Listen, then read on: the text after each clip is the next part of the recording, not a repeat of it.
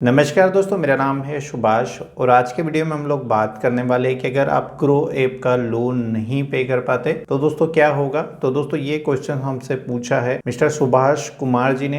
तो दोस्तों ये वीडियो जो है फुली उनके क्वेश्चंस के ऊपर डेडिकेट है और जो लोग ईएमआई नहीं भर सकते उनके साथ जो है क्या क्या चीजें हो सकती है और जो लोग प्रॉपर जो है ईएमआई भर सकते उनको फ्यूचर में जो है इसके क्या क्या बेनिफिट हो सकते हैं, दोनों चीजें जो है मैं आपके सामने रखूंगा। अब आप डिसाइड कीजिएगा कि आपको ग्रो की ईएमआई भरना है या नहीं भरना है। तो दोस्तों सबसे पहले देखिए, अगर आप ग्रो की ईएमआई नहीं भरते तो यहाँ पे देखिए सबसे पहले जो स्टार्टिंग पॉइंट होगा, ग्रो के अंदर जो भी लेंडिंग पार्टनर्स है, जैसे मेरे केस में आईडीएफसी फर्स्ट बैंक है और भी आदित्य बिरला और एक कोई सी कंपनी है, तो यहाँ ग्रो के साथ 3 लेंडिंग पार्टनर्स काम करते हैं। तो आपको ग्रो की तरफ से तो कभी कॉल नहीं आएगा कि आप लोन पे कीजिएगा, क्योंकि ऑलमोस्ट ग्रो ने यहाँ पे पैसा नहीं डाला। यहाँ पे उन्होंने टाइप किया थर्ड पार्टी एनबीएफसी के साथ, तो वही एनबीएफसी जो है आपको कॉल करके आपको बताएगी कि आपकी जो ईएमआई है वो जो है ड्यू हो चुकी है और अगर आप उसे प्रॉपर जो है नहीं पे करते तो आपके ऊपर लोन ओवर ड्यू चार्जेस, यानी आप कह सकते हैं कि पेनल्टी चार्जेस लिए जाएंगे। वो सभी एनबीएफसी और सभी बैंक के अलग अलग हो सकते हैं, सबका अपना अपना कैलकुलेशंस रहता और वो अपने हिसाब से पेनल्टी चार्जेस आपके ऊपर लगाते हैं। के बाद दूसरा ये लोग क्या करेंगे दोस्तों, आपकी जो जिस बैंक अकाउंट में आपने पेमेंट लिया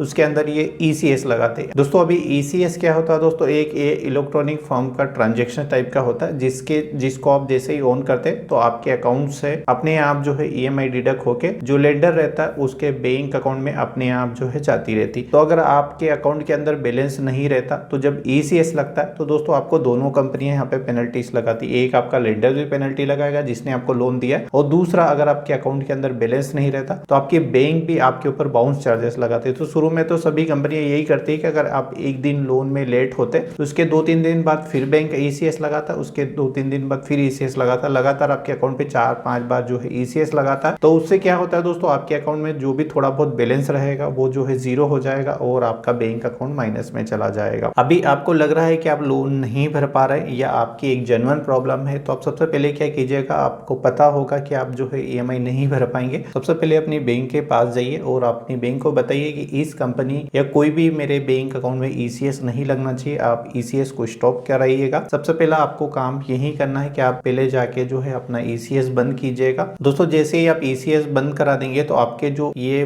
चार्जेस लगने वाले रहेंगे ये बंद हो जाएंगे, और जैसे ही उनका ईसीएस अगर वो लोग लगाते भी है तो आपकी बैंक आपको पेनल्टी नहीं लगाएगी, क्योंकि आपने जो है ईसीएस हटवा दिया। तो सबसे पहले ये काम आपको कर लेना है। दूसरा दोस्तों यहाँ पे ये होगा कि आपने जिस भी एनबीएफसी या बैंक से लोन लेके रखा है उनके जो कस्टमर एग्जीक्यूटिव रहेंगे वो आपको अराउंड हर 2-3 दिन या दिन में 10 बार कॉल भी करेंगे और आपको बताएंगे आपने जो है हमसे लोन लिया था और आप जो है इसकी ईएमआई नहीं भर पा रहे। तो दोस्तों ये ऐसे ही कुछ टाइम तक यहाँ पे चलता रहता है और फिर बैंक क्या करती है, उनको पता लग जाता है कि आप ऐसे बोरोवर हो चुके जो बैंक के ऊपर एक एनपीए होता है। तो एनपीए का मतलब होता है दोस्तों नॉन परफॉर्मिंग एसेट, आप जो है उनके लिए बन चुके। तो दोस्तों बैंक यहाँ पे लेती है थर्ड पार्टी के ऑप्शन। तो यहाँ पे दोस्तों थर्ड पार्टी के अंदर क्या होता है कि जो भी प्राइवेट कंपनियां रहती है, जैसे आप कह सकते हैं जो गुंडे बदमाश होते हैं वो आपको डराते हैं, धमकाते हैं, जैसे आपके घर पे आएंगे, आपकी बेइज्जती करेंगे, हो सकता है आपको गाली भी बके, इस टाइप की चीजें जो है होती है। ये रियल थर्ड पार्टी जो है अपना पूरा प्रेशर यहाँ पे लगाती है, आपको जो है परेशान करते कि आपने जो है लोन लिया आप पे नहीं कर पा, तो आपको जो है वो डराएंगे। बट यहाँ पे वो आपके घर का सामान वामान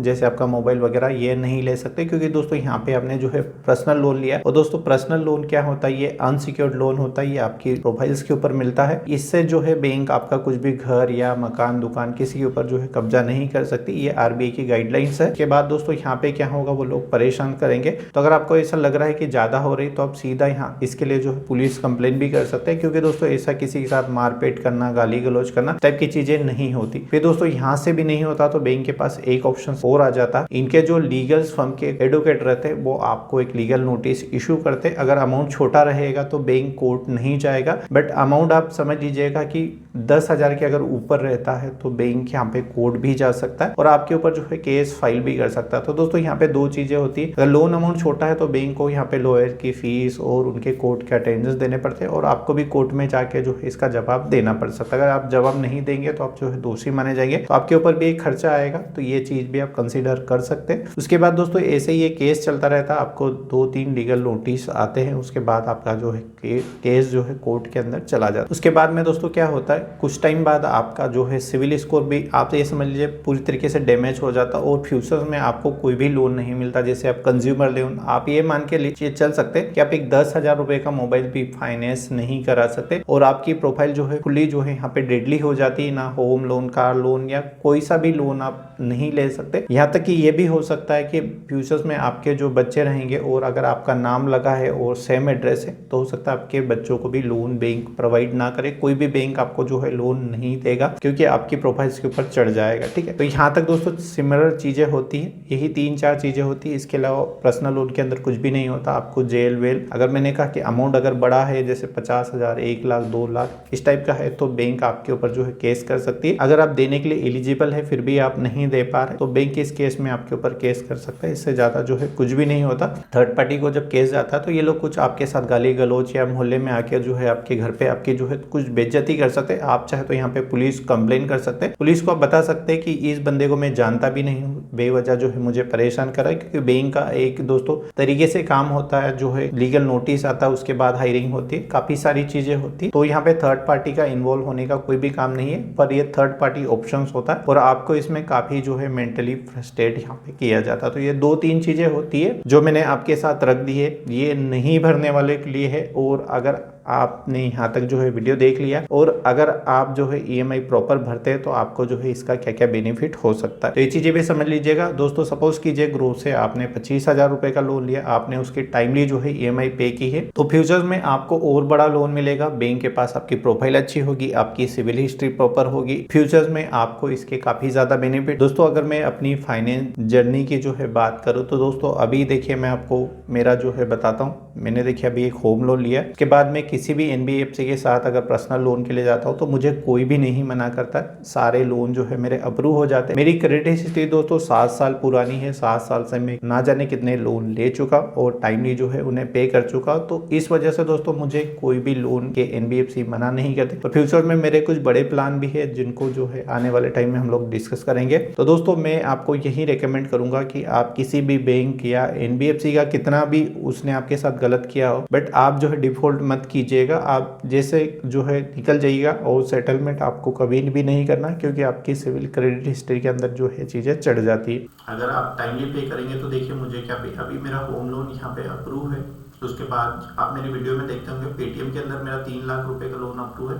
उसके बाद रिसेंटली मैंने बेबी के अंदर 2 लाख रुपए का लोन जो है मेरा अप्रूव है। उसके बाद मैंने ग्रो से भी लोन लेके रखे, अगर आप मेरे यूजर्स होंगे। अभी बीच में हमने एक्जीरो से भी लोन लिया था, अराउंड 1 लाख के कुछ प्लस था, मुझे याद नहीं है।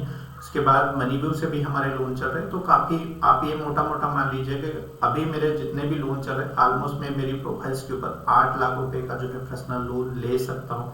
इतनी मेरी प्रोफाइल यहाँ पे जो है एलिजिबल है। तो मैं आपसे भी रिक्वेस्ट करूंगा कि टाइमली किसी भी एनबीएफसी या बैंक का पेमेंट कीजिएगा। अगर आपके पास नहीं है तो आप बैंक को अपनी जो है प्रॉब्लम बताइएगा, वो आपके साथ नेगोशिएशन करेंगे और आप जो है उसे ऐसे डिफॉल्ट करके मत छोड़िएगा, क्योंकि आने वाले टाइम में आपके बच्चों को भी जो है इससे प्रॉब्लम हो सकती है। देन आप एक डिफॉल्टर होने के बाद दोस्तों काफी ज्यादा प्रॉब्लम होती है। तो दोस्तों आशा करता हूँ जानकारी काफी अच्छी लगे। फिर भी अगर आपकी कोई क्वेरी है या कुछ ऐसी चीजें जो मैं वीडियो के अंदर कवर नहीं कर पा तो नीचे आप कमेंट कीजिएगा, मैं कोशिश करूंगा एक जनरल रिप्लाई देने की। चलिए मिलते हैं और किसी नए वीडियो में नई जानकारी के साथ। चलिए धन्यवाद।